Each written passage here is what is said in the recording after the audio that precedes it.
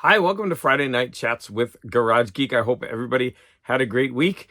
I have some stuff to share with you, of course. I'm going to start off with two Doctor Who episodes that I saw.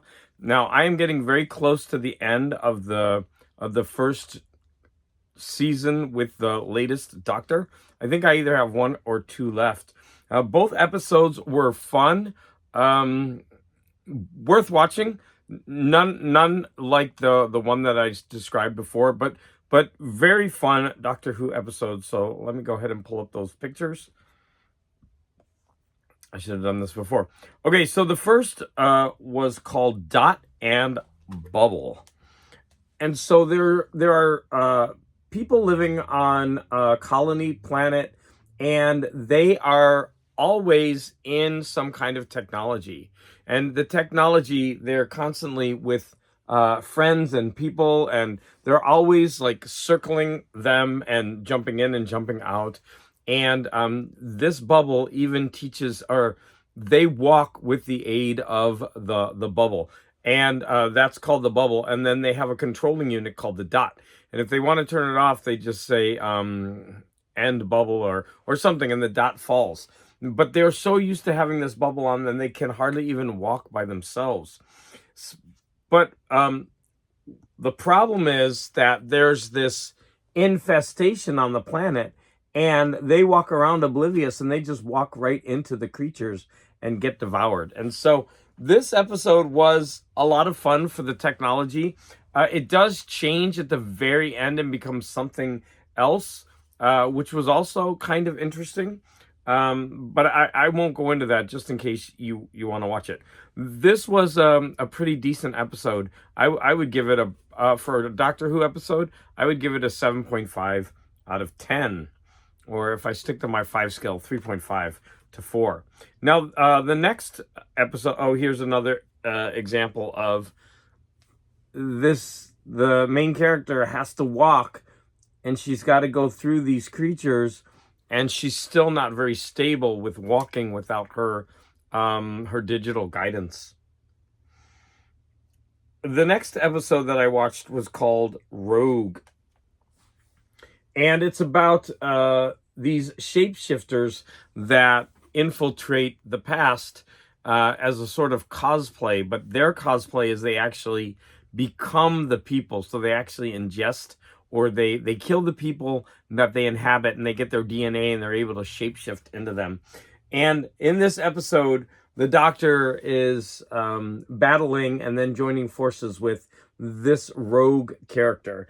And this was a lot of fun because that guy is a really, really good actor. He's been in a bunch of things.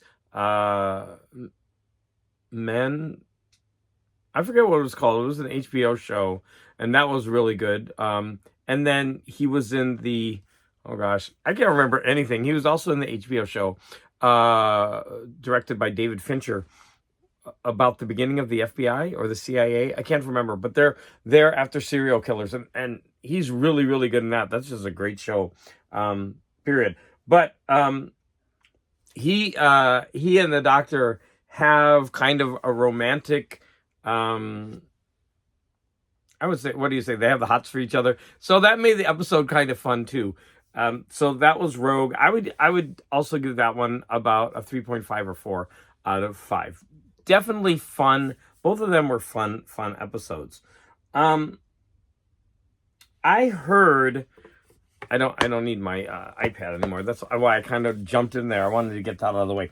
I heard a really, really gross radio ad. So I was taking a shower, getting ready for school, and an ad came on the radio, and it started like a litany of all these crimes committed by undocumented people. And then it starts off, "Hi, I'm Kristi Noem," and I was like, "Ugh," because I dislike Kristi Noem with a passion because of what she did to her dog. I just think she's a reprehensible human being. I went over that in another video.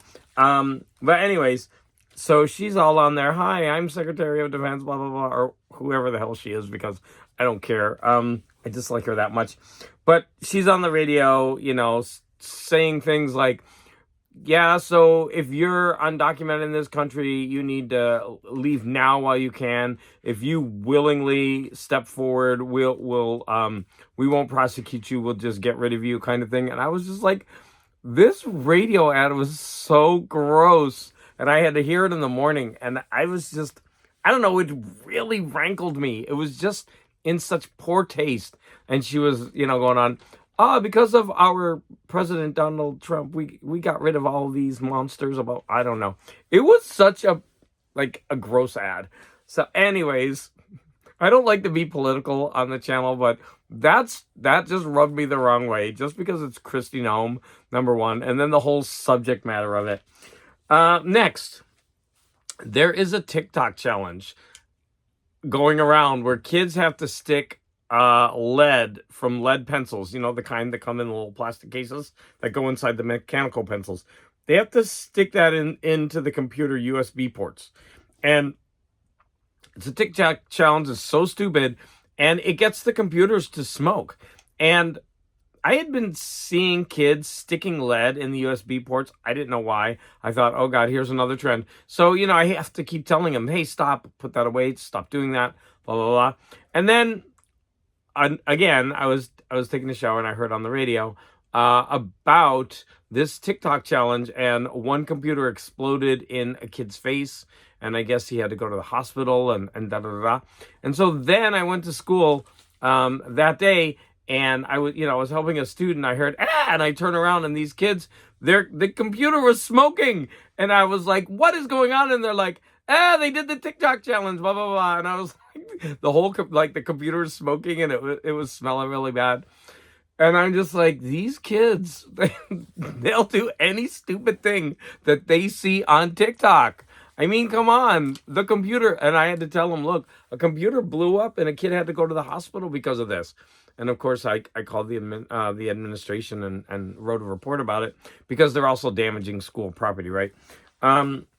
So yeah, the USB TikTok challenge. What a wonderful thing for our children. They get these challenges, really dangerous and silly challenges off of TikTok.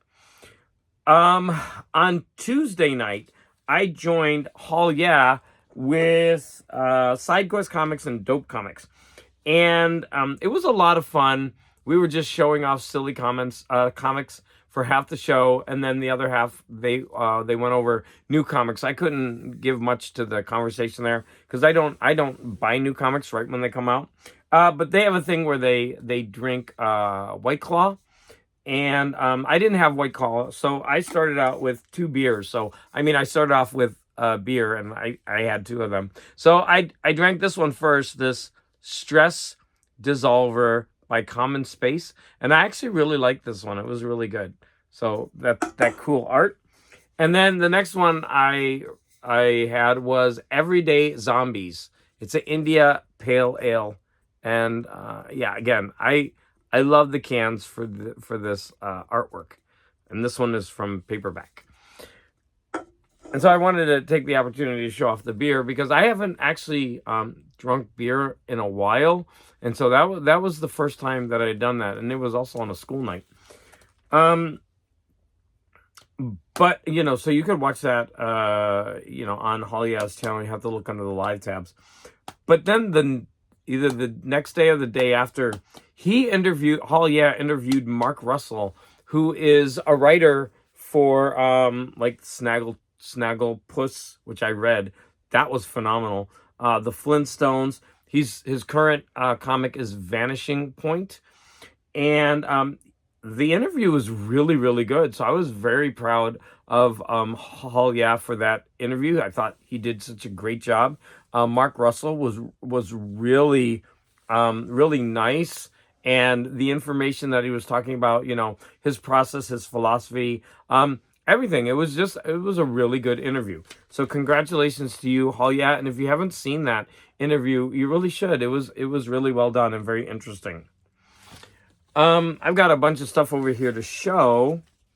But today was Friday and we're at the end of testing. So I let each of my classes do a little bit of art to start off the class. And so we were doing Zen Tangles. So if you're not aware of Zentangles, it's basically repeated patterns to kind of like relax you.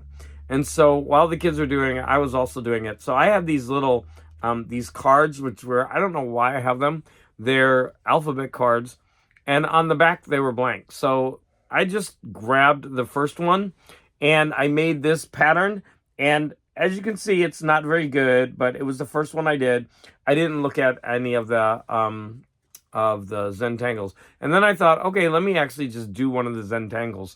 And I followed the model, which the kids were also doing. And then I did this one. So this one, as you can see, it's just lines and that kind of, filling in spaces. Now this actually took me a while because I was pretty much using a ballpoint pen, and the black spaces took a while to fill in. And then the third one I did was without coloring in. The other ones I colored in, and so I did that one. Now, the fun thing about Zentangles is you can be a talentless hack when it comes to art, and you can still make art.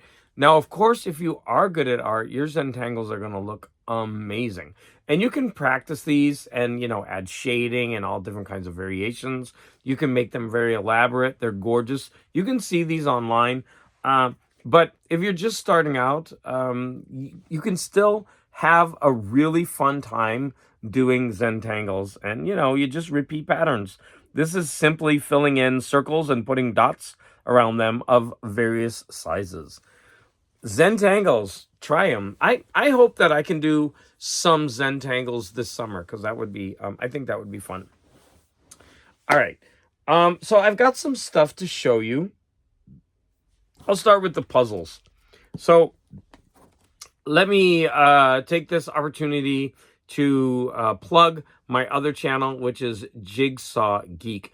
Now, I just started the channel about a week or so ago, and I have 2 shorts and 2 or 3 videos. And my second short got 1.7 thousand views. And I was like shocked, because I think like my first short got like 20. And so I was like, whoa, you never know YouTube is gonna throw in there. And then I don't know, like 1.7 thousand. That doesn't mean any of my others will. But I've been having fun on that channel. And when I went to the Getty, I bought this puzzle. And so I'm not sure if I showed it in my Getty Museum video, but I did show it off on my Jigsaw Geek channel. And I mean, look at this puzzle. Isn't this gorgeous? It was a little expensive. It was $25. But I wanted to buy a puzzle when I was at the Getty. And so this was my favorite. And then today I got an Amazon package, and I got another puzzle. Now, there's a company that puts out puzzles that are like really retro sci-fi. It's like sci-fi images, but if they were like 100 or 200 years ago. And they're also in the vein of the national parks, like this kind of not animation, art style. And so I really, really like them. There's so many cool puzzles, but they're $40 each. But I saw that one was on sale for $20, and even $20, I think, that's the average going price for a puzzle. So I went ahead and I got the one that was on sale for $20, and it's this one. Even though I think this is going to be pretty difficult. I mean, you've got a lot of this going on, and it's like 3/4 of the puzzle. And then you've got, this will be easy to do, right? And this will probably be really easy to do. I think this is going to be difficult. But look at that retro, just sci-fi image, and it's Milky Way Galaxy. They have so many, like I said, really, really cool puzzles that I hope I can find some more. Or maybe if I visit their website and maybe they have an annual sale or something like that. But what's going to be bad is if this is a really, really great puzzle, because then I'll want more of them. All right. I also got another one of these books in the mail with my Amazon order. So I have about 5 or 6 of these books now. And this one is Stefan Zweig, Chess. Now, I don't know anything about this writer. I don't think it has to do with the musical Chess. who knows? It might. But yeah, it's short enough. It's only 100 pages, and I'm going to definitely be reading this and reviewing it over the summer. So this again is in that series of Penguin Classics Penguin Clothbound Little Classics. I'm not sure, something like that. Okay, I've got 3 more things to cover. I also bought this, Cryptic Crosswords for Beginners. So I really like doing crossword puzzles, and I've stepped my foot into the waters of cryptic crosswords before, but they are very, very difficult. Now, in the United States, these aren't very common, but I guess in other places around the world, these are very common crossword puzzles. And they basically give you different types of clues, and you have to unravel the clues to get to the puzzles. And let me give you an example. So, for example, this clue says change in Dammendorf. And then you can see that there's 2 parts. There's change, that's the clue. You've got to find a word that means change. And it's inside Dammendorf. And if you look, the word amend is inside of Dammendorf. So it's a literal change that is inside of Dammendorf. But, I mean, that's just one type of these clues. So, you got to sometimes flip the clues around. You got to rearrange the letters. And they all have, like, code words that you have to be familiar with. So, for hidden inside, you're going to have all these code words and more. And for reversing, you've got these. And there's like so many different things. So I went ahead and bought like a starter guide to kind of help me out, because when I got a cryptic crossword from someone at work recently, and I got like 2 or 3 out of all of them, and I thought, I'm going to need help figuring this out. So I went ahead and bought this book off of Amazon. It's basically, Cryptic Crosswords for Beginners. So next, I've been talking about this book, The Robert McGinnis, The Art of Robert McGinnis, and I went ahead and read 2 small parts, and I'm going to go ahead and talk about it. Now, the next part that I read was about, let me find it. I already read the crime and espionage section. So I believe it was, the romance. So after the kind of men's espionage books, they were slowly on the way out. Romance books became really popular. And so he was a natural for doing these gothic romances. And there is a formula to them. There's usually a woman running in terror away from a castle where there's one room that is lit up, or one window. And if you look at both pictures, like there she is. Well, she's not really running, but look, there's one window in that castle lit up, and there's the one window, and she's like running away. And this one's pretty funny because she's walking through the woods in the middle of the night, and she's got like high heels on. Let me go ahead and turn the page. But he also broke the mold with romance. So he did other things besides that. And then, you got more of the, I forget what they would call that, the drama books. So we've got some more of his, and also historical. I've actually seen Where the Red Fern Grows. I've seen that cover, and I think that's a really nice cover too. But this cover is beautiful.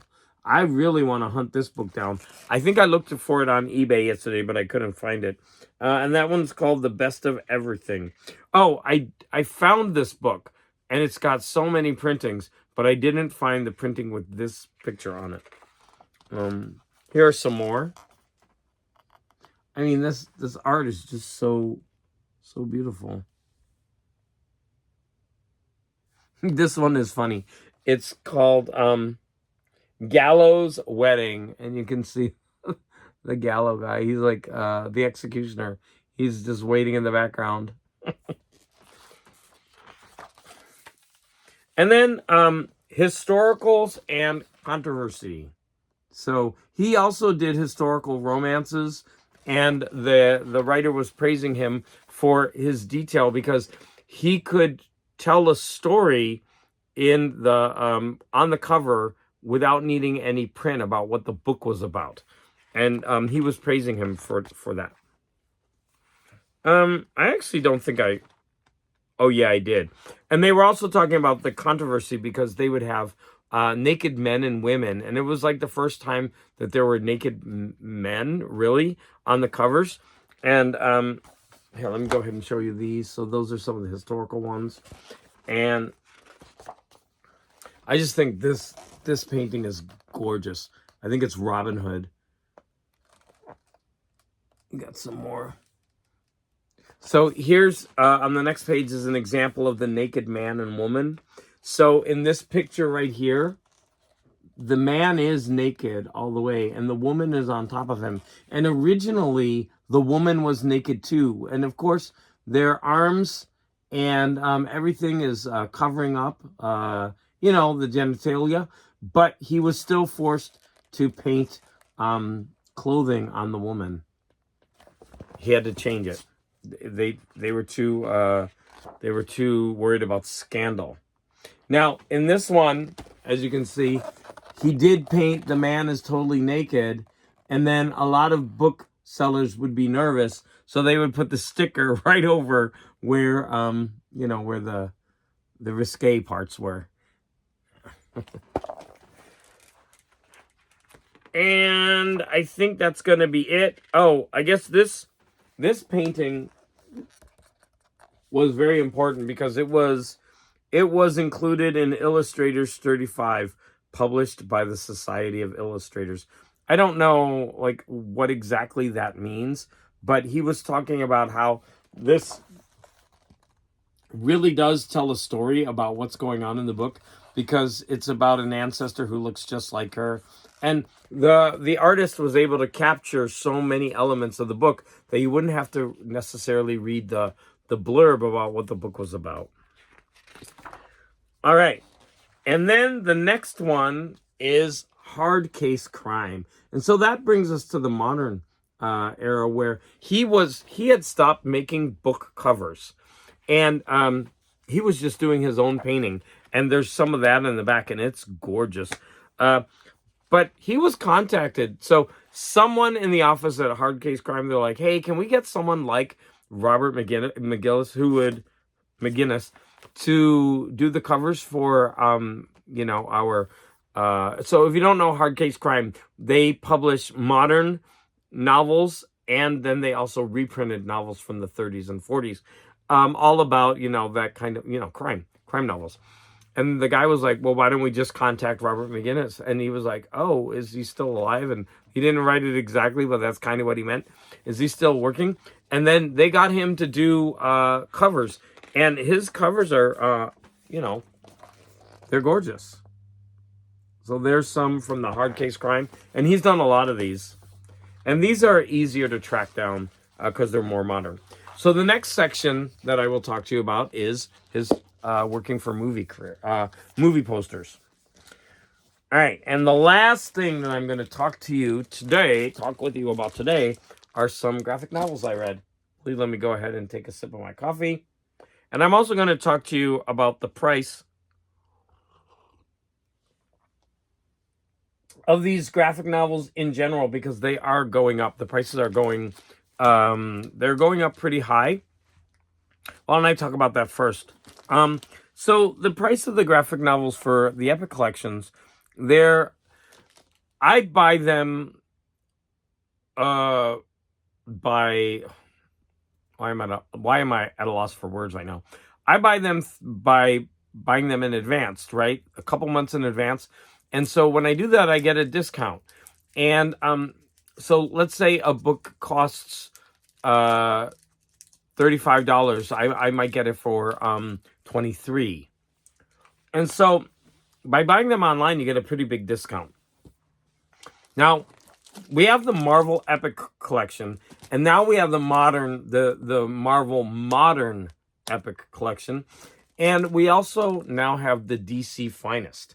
Now, the DC Finest collection is a real bargain because you get, right now, when you buy them in advance, you pay $20, and I mean like $19.95. So $20. I'm sure that the prices they're gonna have to go up because they are $40. So we're paying 50, getting 50%. Now for the Marvels, you pay you only get a 35% discount. And so right off the bat, the DC, you're getting more of a discount. And I think, like I said, that's going to be introductory. They're going to have to raise their prices. Now, the Marvel Moderns are a lot smaller than the actual Epic collections. And so, for example, this one just came out, which is Astonishing X-Men. And this one cost $40 new. And so I probably paid about $26 for it. Now notice, I'm paying $6 more and getting about half the content. I get that because modern comics, I understand you would probably pay more because there's probably more in royalties or something. Maybe it's the glossy paper. But for the older comics, probably DC isn't paying that much in royalties or something. I don't know exactly how it works. But you're getting double the amount for almost half the price. Well, not really. A big discount. But with the Epic collection, they are now, with the discount, they are now $34 to $36. So there were two Epic collections that I wanted to get in my most recent order. I did buy a couple others, but there were two of them. And one was the Daredevil Frank Miller stuff. And that one was $36. And then there was also a modern Thor, which I also wanted because I haven't read that run. And I was saying to myself, wow, I would really like to read this. But that one was also like $34.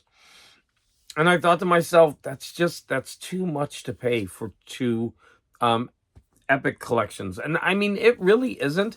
But when you take into account, you're buying more than just that.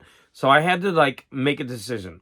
Okay, I'm absolutely going to collect the older stuff in Marvel, like from the 80s and the 70s and that. And so I was absolutely going to buy the Frank Miller stuff.